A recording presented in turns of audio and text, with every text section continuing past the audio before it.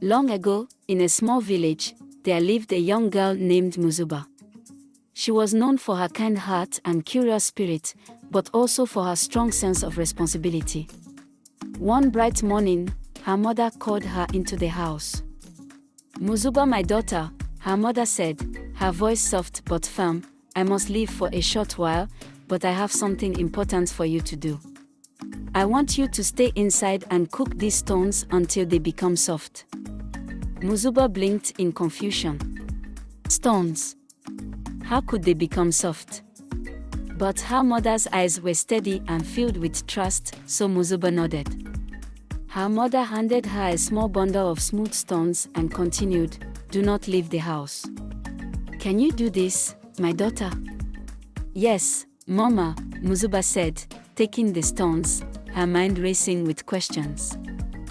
As her mother left, Muzuma set to work. She gathered firewood from the pile outside the hut, her small hands moving quickly to light a fire. She placed the stones in a pot and set it over the flame, staring at the stones as they sat in the simmering pot. They looked the same, hard and unyielding, but Muzuma patiently watched over them. Before long, her two best friends, Nana and Mukuma, arrived at the door, calling her name. "Muzuma, come. Let's go to the river to play.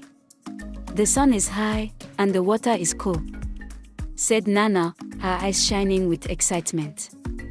"Yes, come with us," Mukuma chimed in.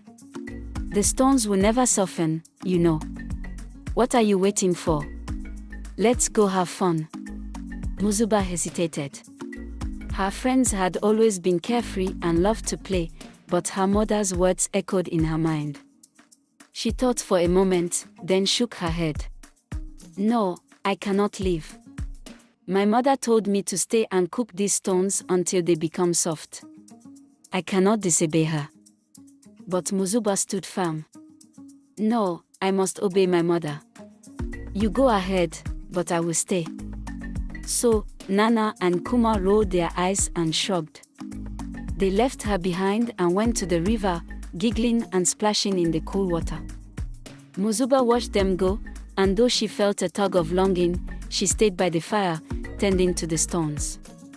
As the day wore on, the sun dipped low in the sky, and an eerie quiet settled over the village. Muzuma continued to cook the stones, her thoughts wandering back to her friends.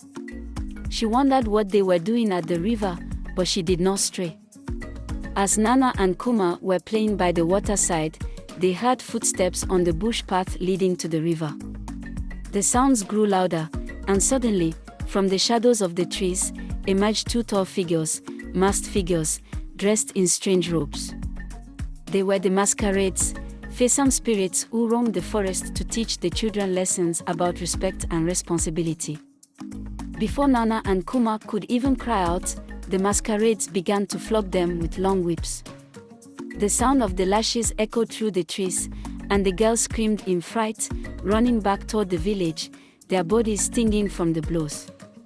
When they reached Muzuma's hut, they were breathless and scared. "Muzuma!" they cried. "We were beaten by the masquerades. They punished us for leaving the house without permission." Muzuma listened quietly as her friends explained their ordeal. She didn't say a word, but her heart was heavy with both sadness for them and gratitude for her own choice. That evening, when Muzuma's mother returned, she saw the fire still burning and the stones untouched. Muzuma told her mother what had happened to her friends and how they had been punished by the masquerades for not listening to their elders. Her mother nodded solemnly. "You see, my daughter, it is very important to listen to those who care for you, especially when they ask you to do something for your own good. The masquerades punished your friends because they did not heed the wisdom of their elders." Muzuma's eyes widened with understanding. "But, Mama, you said the stones would never soften. Why did you ask me to cook them, then?" Her mother smiled and pulled Muzuma close. "The stones were never meant to soften, Muzuma. It was not about the stones at all. I wanted to see if you would listen to me, even when it seemed like there was no point in doing what I asked. You listened. And that is the most important lesson. Muzuma hugged her mother tightly, her heart full of love and respect. I understand, Mama. I am glad I stayed. And I am glad I listened. Her mother kissed her forehead gently.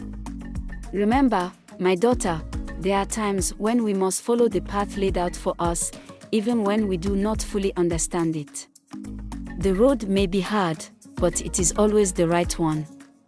And from that day on, Muzuma always listened carefully to her mother's advice, knowing that the lessons of life were often hidden in the smallest actions. As the moon rose high in the sky, Muzuma, her mother, and the two girls, Nana and Kuma, sat by the fire, the village peaceful once again. The firelight flickered, and the stars above seemed to whisper the old stories of wisdom, carried on the winds of time.